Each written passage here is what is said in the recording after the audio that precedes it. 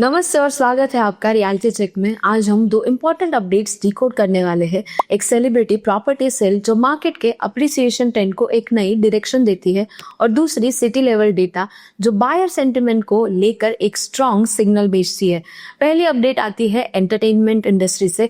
Comedian Bharti Singh ने मुंबई के Goregaon waste में अपना फ्लैट सेल किया, और ये सेल एक ऐसी अप्रिसिएशन स्टोरी बताती है जो लॉन्ग टर्म प्रॉपर्टी रिटर्न्स को लेकर एक इम्पॉर्टेंट सिग्नल भेजती है। लेकिन क्या एक सेलिब्रिटी डील मार्केट के कॉन्फिडेंस को, अप्रिसिएशन पैटर्न और मिड सेगमेंट बायर के एक्सपेक्टेशंस को इन्फ्लुएंस करती है? दूसरी अपडेट मार्केट लेवल मोमेंटम को हाईलाइट करती है। मुंबई ने नवंबर में प्रॉपर्टी रजिस्ट्रेशंस में 20% का ग्रोथ रिकॉर्ड किया है, जो लगभग एक डेकेड का स्ट्रॉन्गेस्ट नवंबर परफॉर्मेंस माना जा रहा है। पर सवाल ये है, इस राइजिंग रजिस्ट्रेशन वॉल्यूम का मिडिल क्लास बायर्स पर क्या इफेक्ट होगा?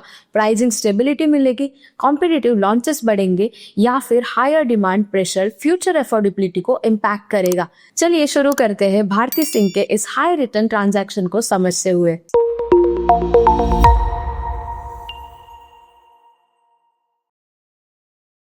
भारती सिंह, जो इंडिया की वेल नोन कॉमेडियंस में से एक है, मुंबई के गोरेगांव वेस्ट में अपना अपार्टमेंट 3.75 करोड़ में सेल किया है। कॉमेडियन ने ये फ्लैट 2016 में 2.64 करोड़ में परचेज किया था।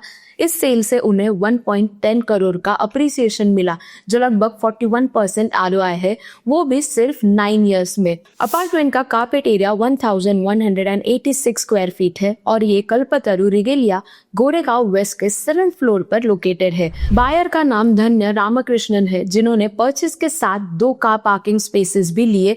बायर ने लगभग 22 lakh stamp duty and 30,000 registration fees पे की है। रियल एस्टेट मार्केट में ये एक और सेलिब्रिटी ट्रांजैक्शन है जो स्पॉटलाइट में आया है। इससे पहले प्रीति जिंटा, अमिताभ बच्चन और अक्षय कुमार ने भी अपने मुंबई प्रॉपर्टी सेल किए हैं। प्रीति जिंटा ने बांद्रा में अपना फ्लैट 14.08 करोड़ में बेचा, जबकि अमिताभ बच्चन ने रिसेंट मंथ्स में गोरेगांव और अंधेरी के हाई वैल्यू अपार्टमेंट सेल किए, जहां उन्हें 47% तक का रिटर्न मिला है। Overall celebrity real estate deals Mumbai के प्रीमियम मार्केट के स्ट्रॉन्ग डिमांड को हाईलाइट करती है, और अगर अप्रिसिएशन की बात हो रही है, मुंबई का ओवरऑल प्रॉपर्टी मार्केट भी नवंबर में एक इंप्रेसिव जंप लेकर आया है।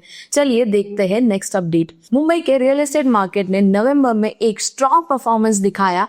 ऑफिशियल डेटा के मुताबिक सिटी में 12,219 प्रॉपर्टी रजिस्ट्रेशन रिकॉर्ड हुई है, जो प्रीवियस ईयर्स के कंपैरिजन में 20% ज्यादा है। स्टैम्प ड्यूटी कलेक्शंस भी बढ़े और 1038 करोड़ तक पहुंच गए हैं, जिसमें 12% एनुअल ग्रोथ देखी है। मंथ ऑन मंथ बेसिस पर रजिस्ट्रेशन 5% बढ़े, जो बायर इंटरेस्ट के स्टेबल रहने का सिग्नल देता है।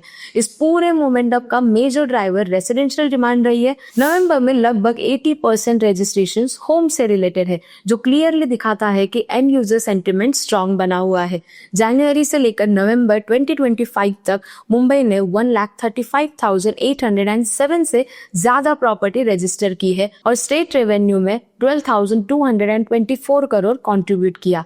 इस पीरियड में रजिस्ट्रेशंस 5% बढ़े और रेवेन्यू में 11% की ग्रोथ हुई है। मार्केट का ये positive trend better quality housing, strong project का लॉन्चेस और एंड यूजर के कॉन्फिडेंस की वजह से आया है। ओवरऑल डेटा ये दिखाता है कि चेंजिंग इकोनॉमिक कंडीशंस के बावजूद मुंबई की हाउसिंग डिमांड स्टेबल और मैच्योर हो रही है। चाहे भारती सिंह का 41% रिटर्न हो या फिर मुंबई की 20% रजिस्ट्रेशन ग्रोथ, एक बात तो क्लियर है, हाउसिंग मार्केट नंबर्स नहीं, लाखों लोगों के रियल लाइफ डिसीजंस को रिफ्लेक्ट करता है। पर एक बात जिसे इग्नोर नहीं किया जा सकता, इस बढ़ते मार्केट का मिडिल क्लास पर क्या असर पड़ेगा? क्या प्राइस स्टेबल रहेंगे और बायर को टाइम मिलेगा अपना आइडियल होम चूज करने का, या फिर डिमांड के प्रेशर से अफोर्डेबिलिटी एक चैलेंज बन जाएगी, जिससे डिसीजन मेकिंग और ज्यादा केयरफुल हो जाएगा? आप किस सिचुएशन के लिए प्रिपेयर हो रहे हैं? कमेंट सेक्शन में जरूर बताइए। Like and share this video with your friends and family, and don't forget to subscribe nobrokerage.com.